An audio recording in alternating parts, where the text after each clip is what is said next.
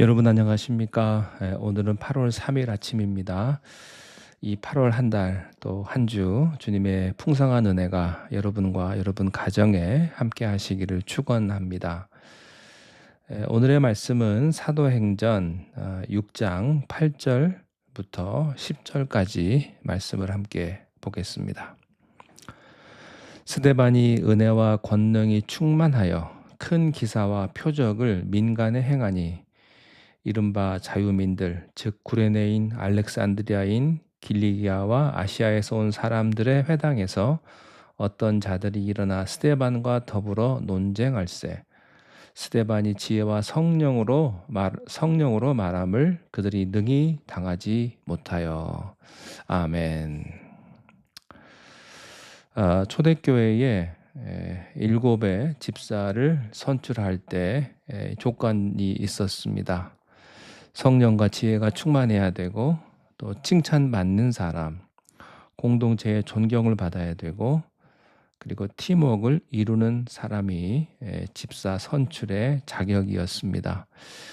스데반이 이 기준으로 뽑힌 일곱 집사들 중에서도 제일 앞에 이름이 나온 사람입니다.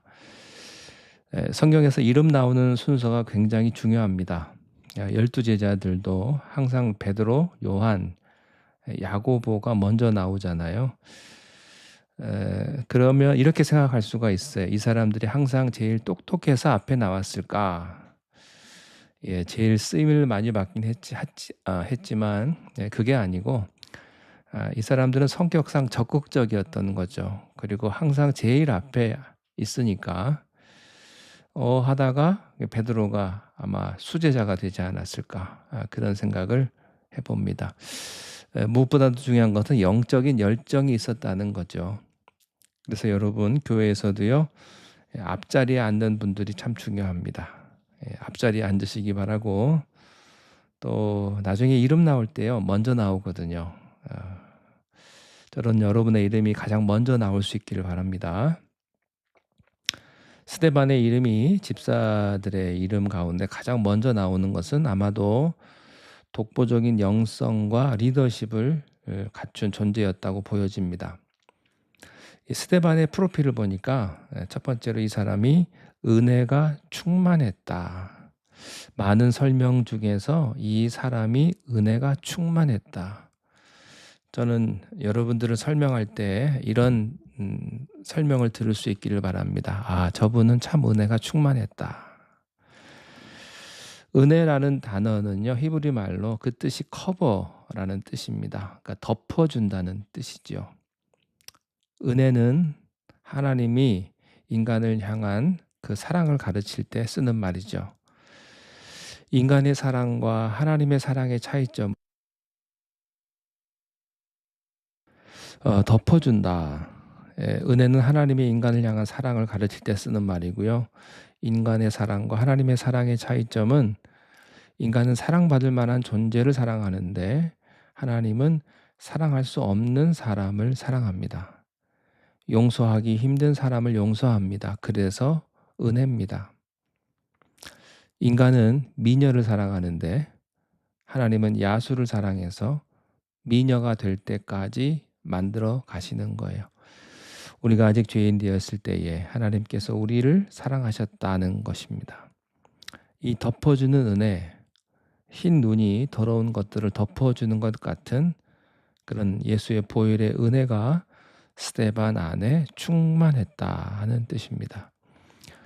이것은 스데반이 용서의 사람이었다는 뜻이기도 하죠. 대개요, 영적인 분별력이 좀 있고 능력도 많고 똑똑하고 교회 일 많이 하는 열정적인 분들 중에는 자기가 워낙 능력도 있고 빨리빨리 하고 그리고 열정이 있기 때문에 그렇지 못한 형제 자매들을 굉장히 무시하는 경향이 있습니다. 그래서 남의 잘못을 굉장히 날카롭게 지적하는 분들이 있습니다. 그러면서 그것이 주님이 자기들에게 주신 민족적 역사적 사명이라고 생각을 하시지만 내가 이 얘기를 안 하면 저 사람에게 누가 해주겠나, 내가 해줘야 된다는 그런 불타는 열정이 여러분에게 있다면 제가 꼭 이 말씀 드리고 싶어요. 여러분이 그 말을 해야 될 사람은 아닙니다. 하나님이 하시든지 딴 사람을 통해서 해야지. 진리를 우리가 말을 해도요, 사랑 가운데 말해야 합니다. 사랑하는 여러분, 덮어줄 수 있는 은혜의 은사가 없는 사람은요, 남을 함부로 비판하면 안 됩니다. 좋은 교회는요, 가만 보면 문제 없는 교회가 아니라 은혜가 너무 충만해서 문제를 문제화시키지 않는 교회예요. 화목한 가정은 가족 구성원들이 완벽한 사람들이 아니라 서로 너무 사랑하니까 약점을 그냥 참아주고 넘어가 주는 것입니다. 저는 여러분이 은혜 충만한 분들이 되시기를 바랍니다. 여러분 똑똑한 거 다 알지만 서로 날카롭게 지적하지 마십시오. 세상은요, 비판과 고발의 문화가 가득한데 교회는 그런 곳이 아닙니다. 스데반은 용서의 사람이었습니다. 리더는 하나님의 사랑으로 사랑할 수 없는 사람을 품에 안고 가는 사람입니다. 작은 모래알이 조개의 연한 살에 들어왔을 때 조개가 그것을 토에 내치지 않고 살이 찢겨지는 아픔을 참고 품었을 때 영롱한 진주가 되듯이 영적 리더십이란 모래알 같은 사람들을 품어서 진주가 될 때까지 참고 가는 사람입니다. 그것이 은혜 충만합니다. 우리가 은혜 충만한 스데반 같은 사람이 되기를 축원합니다. 자, 또한 두 번째, 권능이 또 충만했다고 했습니다. 영적인 리더는 영적인 능력이 있어야죠. 직분은 받았는데 거기에 걸맞는 영적인 능력이 없으면 본인도 괴롭고 사람들도 민망합니다. 집사, 권사, 장로, 목사가 되는 게 중요한 게 아니에요. 스데반은요, 집사였는데도 목사를 뛰어넘는 영성이 있었습니다. 영적인 능력이 있었어요. 저는 여러분에게 직분을 구하기 전에 능력 충만하기를 바랍니다. 믿는 자의 능력은 인간적인 능력이 아닙니다. 그 안에 역사하시는 성령의 능력이 품어 나오는 것입니다. 능력이 충만하면 큰 일도 쉽게 합니다. 능력 없으면 작은 일도 탈진하죠. 스데반은 능력이 충만하니까 스데반의 사역은요, 그냥 계속 기적이 일어났던 거예요. 큰 기사와 표적을 민간에 행했다. 우리는 겉으로 드러난 것만 보고 감탄하지만 이미 스데반의 능력의 결과이기 때문에 그건 감탄할 게 없습니다. 사역의 열매는 그 사람 능력의 결과죠. 결코 우연이 아닙니다.